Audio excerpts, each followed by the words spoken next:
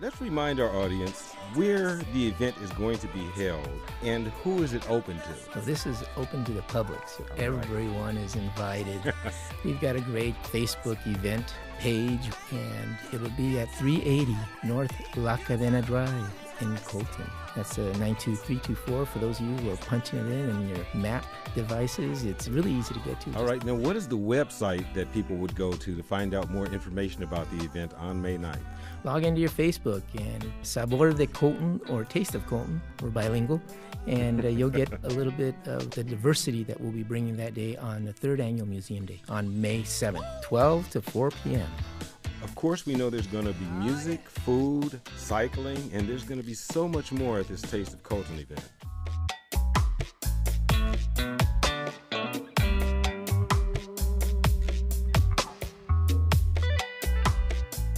The purpose of the Taste of Colton is to bring the community together in a building which has stood since 1908. She used to love me when the sun not in the sky. My name is Mario. I'm the event coordinator for this year's Museum Day. She has another guy. She says when certain music plays, she thinks of me, and she ain't the only one thinking. I'm thinking about her all the time. And the Museum Day is really about the museum, to get folks who didn't know about the museum to come here, if not for a second time, for the first time.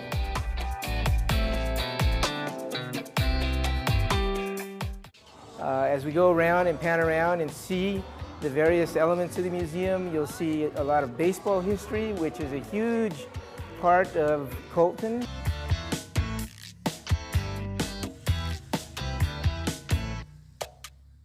Of course, believe it or not, the Earp family settled here. Virgil Earp came over to the city and settled here and lived just down the street on 8th Street. And his home is still there. It's a landmark of the city.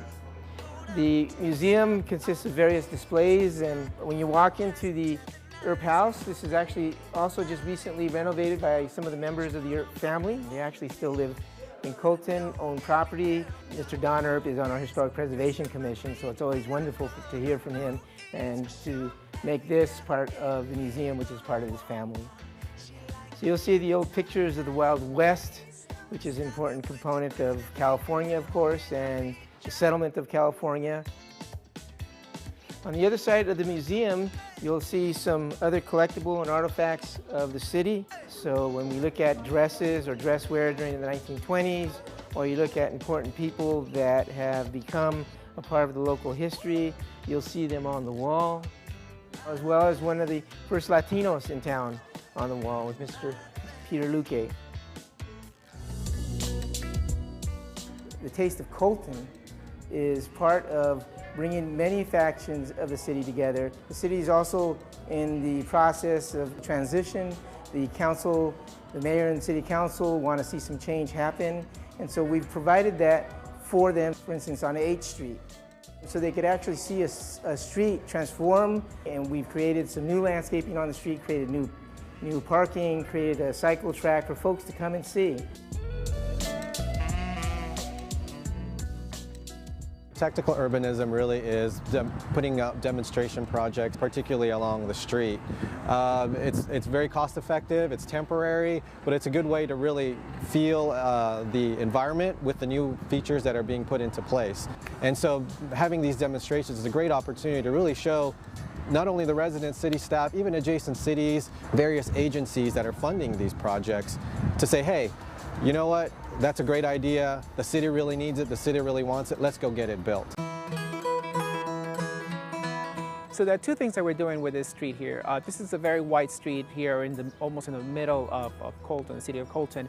And what we're showing is how a very wide street could actually be reconfigured very easily with some paint, very inexpensive paint. And we could then have diagonal parking and a bicycle track. The type of paint that they're using here, the engineers are using here, is a water-based paint, but they also have added other components to it that makes it very, very soluble. So you could very easily just wash it off without a problem. So even after the event this afternoon, we'll be able to just wash it off. And in the bicycle path, it's the same concept. You know, if you see the yellow mark, the yellow line there, and the curve here, we're basically cutting that almost in half, and part of it, half of it, is going to be used for the bicycle. And we're going to delineate actually a two-way bicycle track in this case, and we're also going to have, as you can see already, some trees, and we're going to have some shrubs in between and some other markers, so that way bicyclists can drive here and feel safe and know that they're not going to have any issues with cars driving by. So what we have here is a series of planters and shrubs and some mock-up planters that we developed, and really what it is to delineate the roadway from the protected bike facility. We worked with local nurseries to provide the shrubs.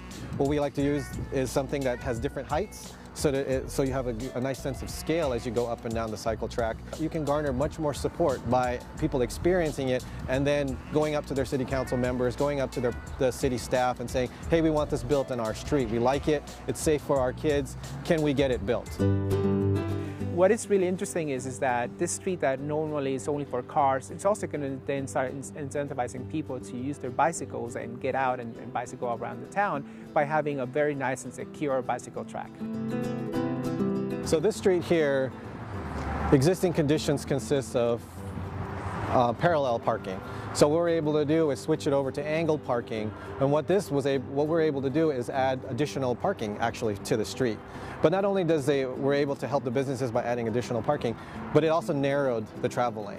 So rather than a 15, 16, 17-foot travel lane, we were able to get it down to 12 to 13 feet. That way, the cars can travel the street a lot slower on both sides of the street, but it also increases the parking capacity of the street itself. And that's very important to really want to slow some cars down, particularly through the downtown neighborhood. But in general, it really does add additional parking space so the residents that are coming from out of town have a place to park, and also providing the cycle track for the local residents to be able to access the downtown area by foot or by bike. So on H Street is one component. On G Street is the other component, which includes the community as well as the business community. You'll see local restaurants there. You'll also see local artists, and as well as artists from the region. And so that's why you see most of the council members come to this event.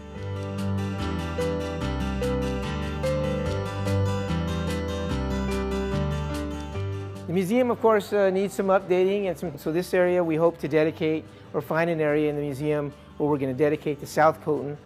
People come here to do research and to research their history, or they come back to reunite with people that they know.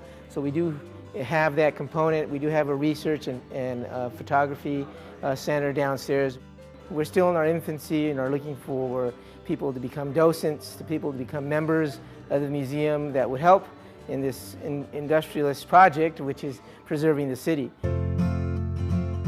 There used to be a whole city that was walkable and with mixed use, and homes next to the businesses. And we're going to try to revitalize that through and bring it back through the planning efforts of the city, as well as through many projects that will come in the future. This is exactly what the event was about, and that was our objective, to bring people to the museum on Museum Day.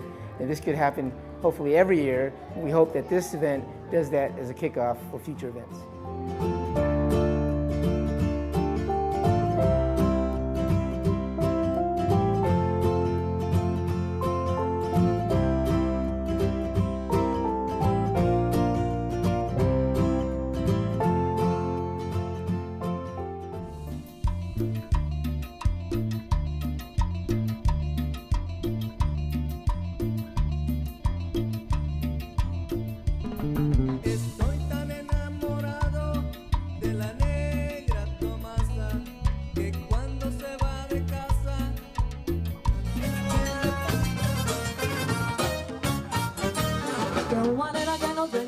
Y la gente se pregunta, nadie sabe qué es.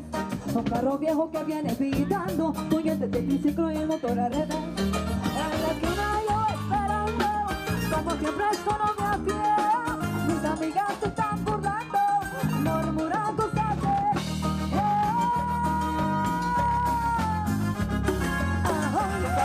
pasito, no nos vayas a dejar, no, no. Gargacha, paso a pasito, no dejes de tambalear.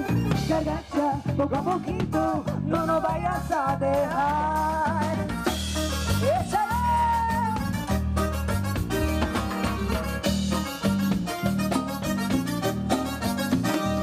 Mira, muchacha, que no me arrepiento y tampoco